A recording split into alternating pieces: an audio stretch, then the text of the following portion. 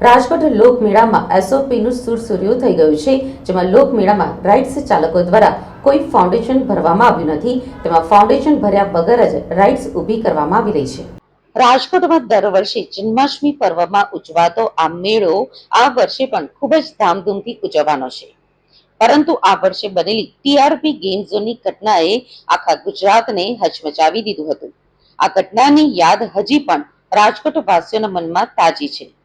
TRP game zone અગ્નિકાંડ બાદ આ પહેલો લોકમેળો છે, જેના કારણે રાજકોટ જિલ્લા કલેક્ટર માટે આ મેળો ખૂબ જ પડકારજનક બની રહેવાનો છે. ટીઆરપી ગેમ ઝોન અગ્નિકાંડ બાદ પ્રથમ મેળો યોજાતા મેળામાં સાવચેતી ઉપર વધુ ભાર મૂકવામાં આવ્યો છે. કલેક્ટર દ્વારા ફાઉન્ડેશન અને સોઇલ રિપોર્ટ ફરજિયાત કરવામાં આવ્યો છે. તેમાં ટીઆરપી કાંડ પછી કલેક્ટરે 45 નિયમોની એસઓપી બનાવી હતી. તેમાં એસઓપીનું પાલન ના થતું હોવા છતાં તંત્ર મૌન છે. રાજકોટમાં યોજાનાર જન્માષ્ટમીનો લોકમેળો દેશભરમાં પ્રચલિત છે.